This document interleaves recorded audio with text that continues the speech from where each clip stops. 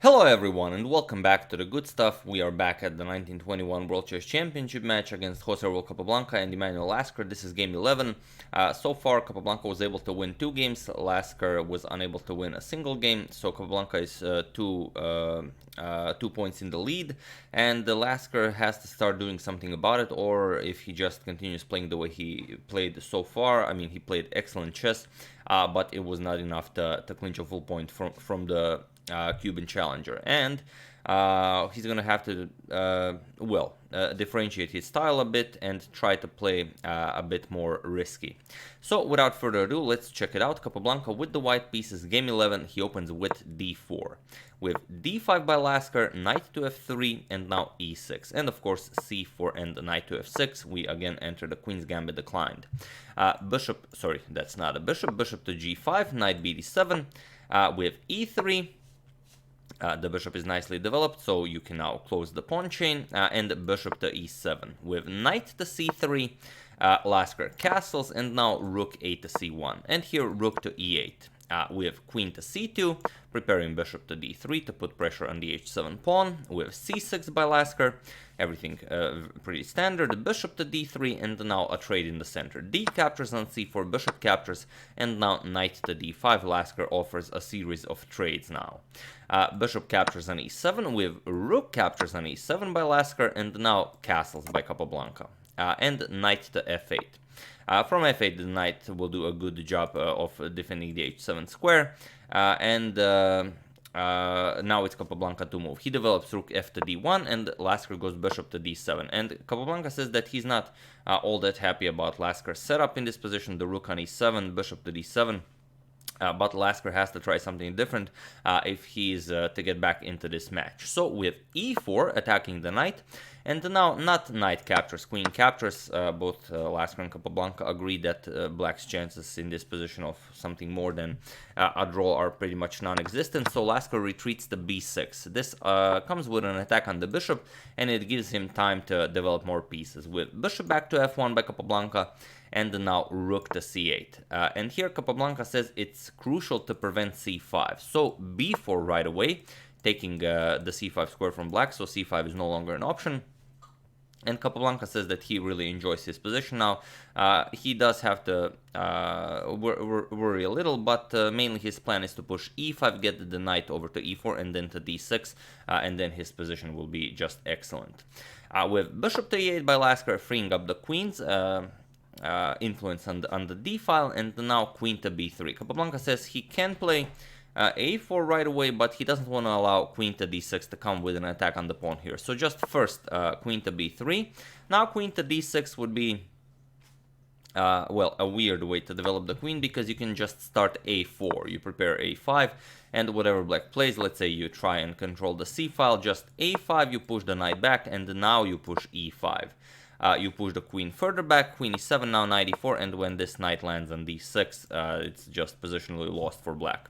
So after queen to b3, first rook e to c7 by Lasker, and now a4. Capablanca continues his play on the queen side. We have knight to g6, and now a5. Grabbing more space on the queen side, knight to d7, and now e5. So finally freeing the e4 square for his knight. The knight now wants to come to d6 with b6 by Lasker, and knight to e4. Capablanca just continues with his plan with rook to b8, hoping to open up at least one of the files on the queen side, and now queen to c3, just getting the queen away from the b file. Capablanca says queen to a3 would have been better, because after queen to c3, Lasker is able to set up a defense with knight to f4. Now the threat is knight to d5. He's just remaneuvering, but it will come with an attack on the queen. So Capablanca says that queen to a3 would have been better here. Knight to d6 as planned, and now knight to d5, forcing Capablanca to waste the tempo with queen to a3. With f6 by black, and here Capablanca says even though he has a monster knight, well, Capablanca didn't call it a monster knight, that I'm calling it that, but even though he has a monster knight on d6 and the black doesn't really have a useful bishop here on e8, it's crucial to capture on e8, because if this bishop is allowed to be developed via the h5 e8 diagonal, then the bishop will be very strong on this diagonal. So here we have knight captures on e8. It's similar to the game Fischer versus Petrosian, where Fischer just gave up his monster knight for the bishop on d7 that was soon to be developed, which everyone thought was a crazy idea. Queen captures on e8, and now e captures on f6. And here Capablanca says that capturing with either of the knights to preserve the pawn structure in front of the king would really weaken the e-pawn. For example, if you play knight here captures, then b5 is very strong. You cannot capture, the rook here is undefended. And if you try to capture with the other knight, for example, this knight captures, then again you leave the e5 square for white's knight. Next the b5 is coming, and it's going to be a very nice position for white. So here g captures on f6. Lasker takes the e5 square away from white's knight. And now b5. With this move, Capablanca says that he's now able to trade all of the pawns on the queen side, and then he now wants to focus on the game on the king side and in the center, where Lasker has a weak e-pawn, a backwards weak e-pawn. So we have rook b to c8. And now b captures on c6. Rook captures with rook captures on c6, rook captures on c6, a captures on b6, and a captures on b6. And here, okay, Lasker has a passed b pawn, which is very strong, but he also has some weaknesses on the king side. And here, rook to e1 by Capablanca, going after the weakness that is e6. Capablanca later says in his analysis that maybe bishop to b5 was stronger, but the engine actually agrees with Capablanca's first assessment that rook to e1 is just better. If bishop b5, just rook c7, and black should be okay.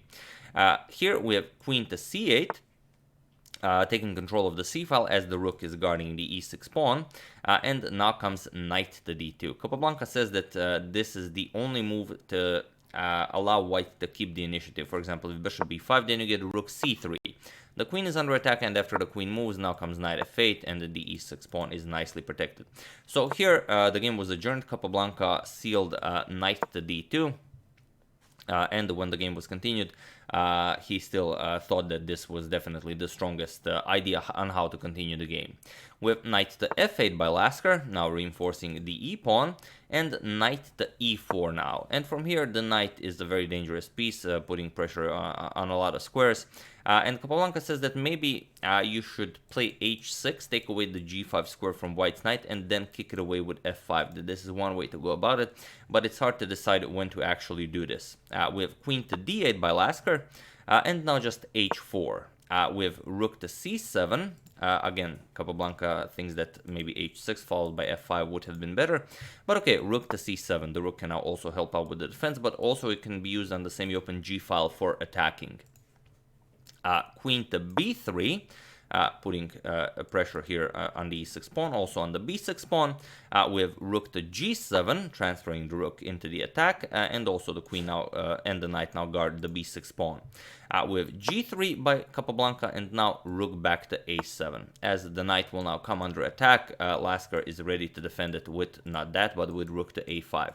Capablanca says that black's best defensive piece is the knight on d5, so the way to continue this game is to remove the knight from d5, and then the e6 pawn also becomes weak, and that's where you should look for your chances. So bishop to c4, and now rook to a5, defending the knight on d5, with knight to c3, with a triple attack, and here Lasker decides to trade with knight captures on c3, queen captures on c3, and now king to f7, just adding another defender to the e6 pawn. And the first part of Capablanca's plan has been achieved. The knight on d5 is no more. With queen to e3, and now comes queen to d6. Just centralizing the queen, and now queen to e4. And here there are a lot of threats. Well, the knight, for example, can't move as you lose this pawn. Queen to b7 is a threat. If you try to prevent queen to b7 check with rook to a7, then d5 is the idea, as the rook no longer guards the d5 square. So after you trade here, you would have a loose king running around. After king g7, it would just be very, very hard to play this. So after this e4 move, we have rook to a4 by Lasker, putting pressure on the bishop here, but now queen to b7 check. And now, well, the problem is if you block, for example, with queen to e7, then you get queen to c6. This just wins the game. The rook is under attack, and also there is a triple attack against the e6 pawn. So this is not possible to do this. On the other hand, king to g8, if you go this way, Then again, queen to c8 is very strong. You just pin the knight, and again, there's the threat of capturing an e6, and the bishop is defended. There's really no way around it. If king to g7, you just unpin, then still bishop captures an e6, and now if knight captures, rook captures, will lead the mate. The queen has to move. Let's say queen captures on d4, rook e7, king to h6, and now after queen to f5, there is no defense against a rook h7 mate. Black will just have to start giving up pieces. But after queen to b7, Lasker didn't block. Lasker didn't go king g8. Lasker went king to g6. And here is a very interesting move. Capablanca still played queen to c8. He still wants to put pressure on the pawn here and guard the bishop on c4, and it is a good move, but there is a much better move that both Capablanca and Lasker missed. So feel free to pause the video and try to find this elusive idea while I give you a couple of seconds. For those of you who were able to do it, congratulations, you are an excellent tactician. And for those of you who just want to enjoy the show, the idea both of them missed is h5 check, because now everything wins for white. If you capture the pawn, then you just get queen f7 check, and after king to g5, bishop to e2. This is probably the move both of them missed. Now there is no defense against queen h5. It will be mate as the pawn covers the f4 square. You could try knight g6, but then just queen captures on h7. Again, you're coming to h5, and there's just no way, no good way of stopping this. You could prolong the game, but it will be over very soon. And if after h5 check you don't capture it, if you play king h6, still queen to f7, just threatening to capture on f6. And after e5, that the queen defends, d captures on e5, f captures on e5, and now the queen is, well, on h6, it's surrounded by a lot of pieces. Rook c1 can be played, just defending the bishop, but also preparing bishop b5, followed by rook to c6, and this is just over. So quite a tricky move. I mean, now that I've told you about it, of course, you all found h5 check, but, you know, as Capablanca was really molding the position so he would be able to play queen to c8, this is what he played. So, okay, queen to c8, we have queen to b4 by Lasker, going after the bishop, and now rook to c1, just defending. And here, it's very hard to find a move. Capablanca is threatening bishop to d3 check. If you prevent it with, let's say, queen a3, then still bishop d3 check. And now the problem is, yes, you do win a piece temporarily, but queen e8 check. It's check, and, well, you lose the rook on a4. So after king g7, you can even start a mating attack. Rook c7 check, king h6, queen captures on f8 check, king h5, queen e8 check. First grab the knight, then you pick up the rook, and of course it's all over. So it's not possible to prevent it. Lasker played queen back to e7, so Capablanca just played bishop to d3 check. It is possible to play f5. This would prolong the game somewhat, but Lasker went king to h6. We have rook to c7 attacking the queen. Lasker played rook to a1 check. We have king to g2, and here Lasker played queen to d6, and, well, feel free to pause the video here and try to find the winning idea for Capablanca in this position while I give you a couple of seconds, although you probably don't need any seconds, I'm sure you'll see it. So congratulations to everyone who found it. You are an excellent player, and for those of you who just want to enjoy the show, it's a very nice temporary queen sacrifice, queen captures on f8 check. This is what Capablanca played, and it was in this position that Emanuel Lasker resigned the game, and now Capablanca is 3 points in the lead, and it will be very hard for Dr. Lasker to get back into this match. The idea is after the queen is captured, or you don't capture the queen, then you just lost a piece. If you capture the queen, then it's just rook captures on h7, and this is mate. The bishop guards the rook, and the pawn guards the g5 square. So this is just checkmate. And if you don't capture the queen, well, like I said, you're just down a piece. But regardless, so for example, king h5, you still get rook captures on h7 check. Now you will have to move. You could go king g4, and then it's just over. You can do whatever, pretty much. Here, let's say queen g7, and this is mate.